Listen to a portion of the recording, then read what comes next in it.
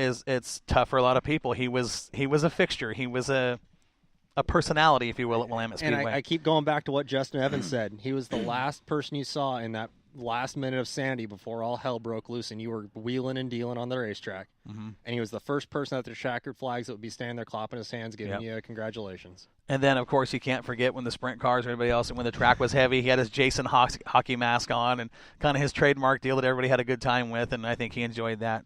I got to give you guys, Joel, you were a big part of putting that show on last year along with Leah Dittman and that whole family with, with Extreme. That's what I was looking for. Everybody, I mean, and you guys put that together in a short amount of time, and the success that we saw with that show for a first year, with a bunch of people that truly had never put on a race before and organizing it. Fantastic job, well done. Everybody was impressed.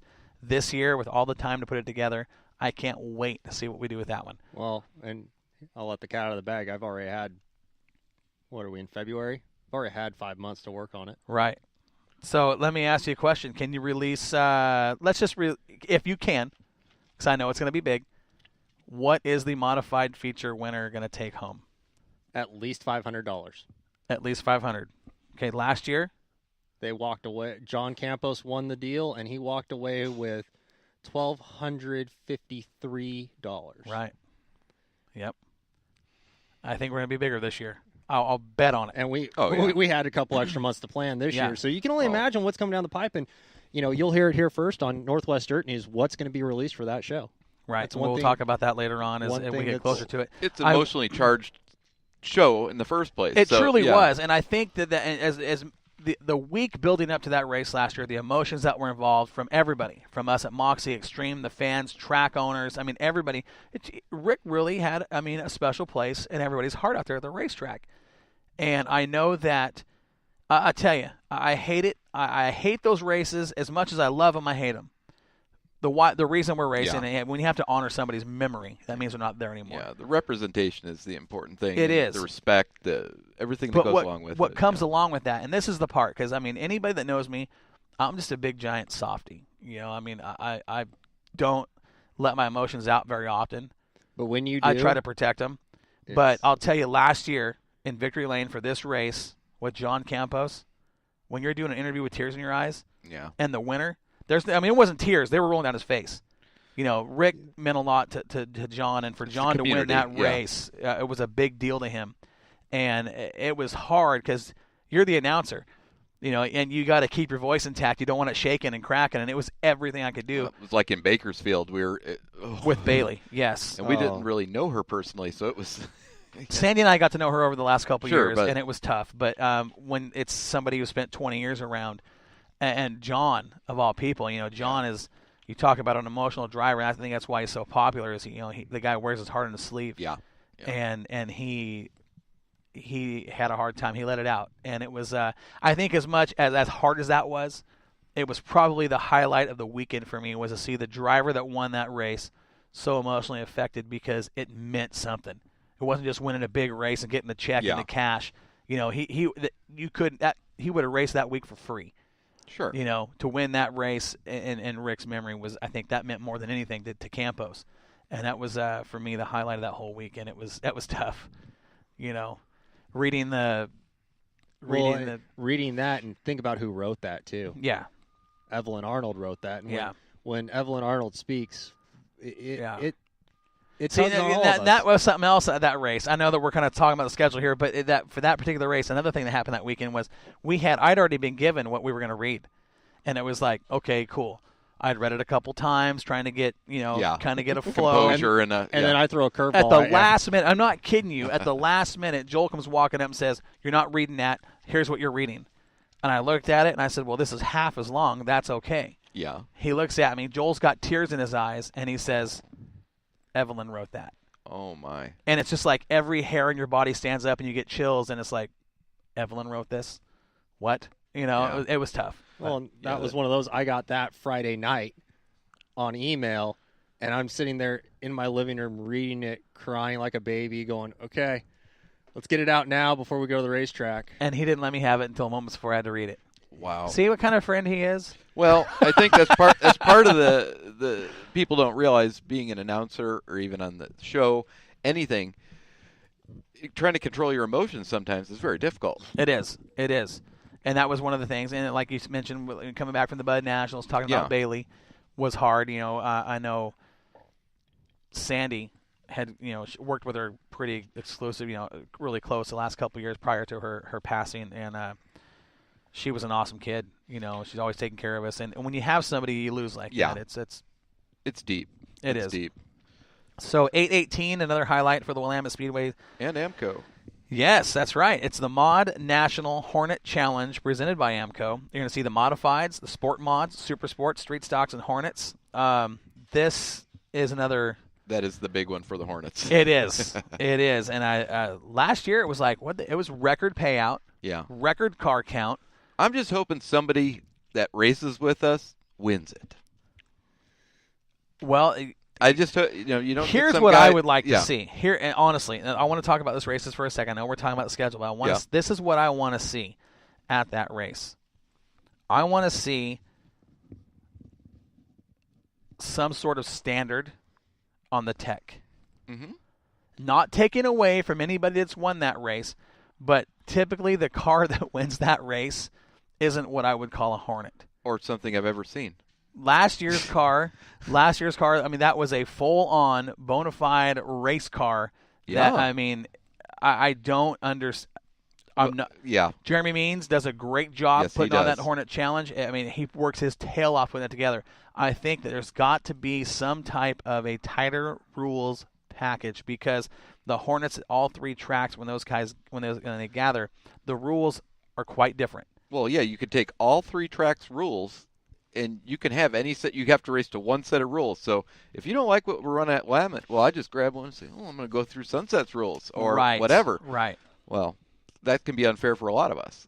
Well, that's what I'm getting at. And we've seen the last couple of years, the car that has won this has been a whole lot more than what I would call a Hornet. And I can't say I've ever known him or ever seen the car. Right. We'll see what Jeremy Means does with that package. See what he does to.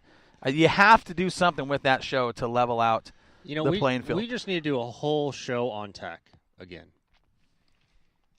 Maybe we'll do that next week. No, not next week. No, not next week. But tech is always. It doesn't matter when you talk about it. It's a hot topic with everybody. It truly is, and I think that you get people that are okay with the way things are, and then you get people that get fired up. Tech. Here's the reason we write rules: is to keep everybody on the same page. Yeah, and that's what I'm saying with this Hornet race. On 818 is you've got to tighten things up. We're not talking about a guy that runs a different tire or a different this. It's like have some kind of base to work with. Right. It's all over the place. I agree. 831. Hang on. 2-day show. Fall Frenzy. Iron Giant on 831. The Iron Giant. This will be the third annual. This right here has not only become the biggest street stock race, arguably in the West. I'd say it's competing for biggest race of the year. Yeah, that was my favorite race when I was up in the tower. That was my favorite race that I got to see. What do you think, Joel? I mean, truly, is this not one of the biggest races of the year? It is the biggest races, the highest car counts at Willamette Speedway you see all season, and one race from last year I want to forget. Why would you want to forget that? I was way too busy in the back. Why? I will leave it at that. It was a wild night, wasn't it? We had a lot of action, not just on the track, but off. There was some post-race activities, we'll call it, as they say. And during race activities. Yeah. It was. And we will leave it at that. We'll hopefully we won't have that issue this year, but truly is one of the biggest races of the year anywhere for any class. It's an awesome deal. We might have a dentist on standby that week. You might need one, possibly a surgeon. That's on 831, the Fall Frenzy and the Iron Giant. Night 2 is 9-1 as the second half of the Fall Frenzy, and that's the IMCA Stock Car Championship. On that card that night, you're going to see super late models, IMCA Modified, Super Sports, Sportsman Street Stocks, and the IMCA Stock Cars. Again, we're going to talk about the IMCA Stock Cars later on, probably next weekend, or next Thursday night. 9-5, 4 days after that. I believe is that a Wednesday show or is it a Tuesday? I think it's a Wednesday. Who? World of Outlaws Sprint Cars. Wednesday night.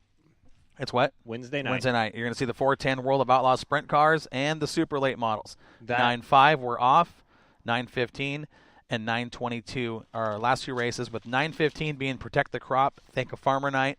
Again, a race that is really establishing itself as one of the bigger races of the year, put on by we'll call them the Tangent Mafia. Yeah. We had the really neat trophies last year. Were those trophies incredible? Yeah. Dude. Did Jeff Hansen? Yeah. I mean, fantastic. This guy, I'll tell you, Hansen should go into business for himself, building trophies for everybody around the country. His trophies truly are some of the nicest, if not the best I've ever seen.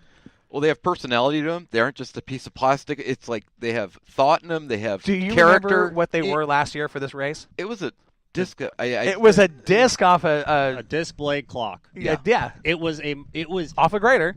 No. Well, no, not a grader. A disc. Right, from the fields that these crops come out of. How appropriate. It's a used disc. But what the trophies at this event have come into, and the Hansen trophies, are the equivalent to the NASCAR clocks at Martinsville. Right. That is what these truly things are. You're right. They are the most coveted trophies all season long. If you get a custom trophy from Hansen or a custom trophy, period, the guys, when they come in and they see that and they know it's a custom trophy night, they race a little bit harder. Well, they do. But here's what's cool, too, is you win a trophy. Awesome. Fantastic. You know, the big, tall trophies you can on your car, take a picture.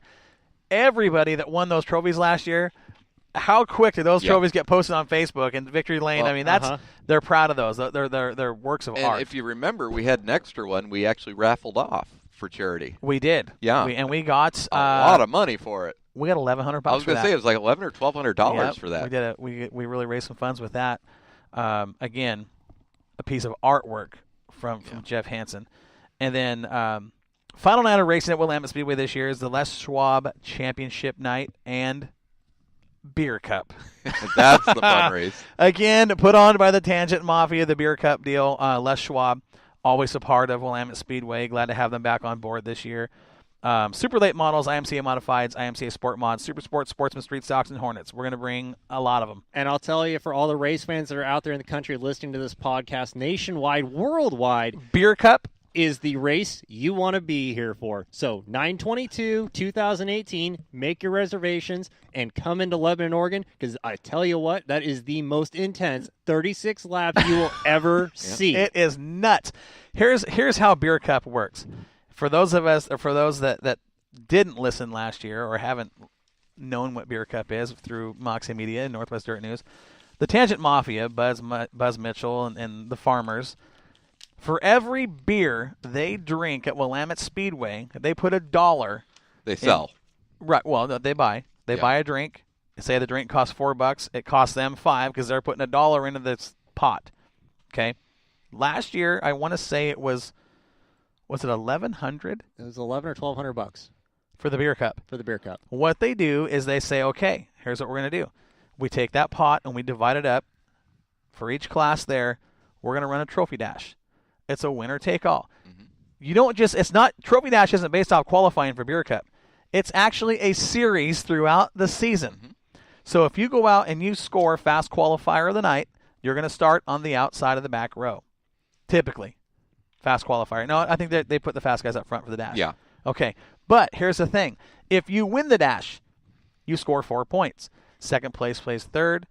Third plays 2. Last place pays 1. Okay? You're going to collect trophy dash points throughout the year. I think it's 6 cars. We put 6 cars. 6 cars for into 6 the Beer laps. Cup. Into the Beer Cup.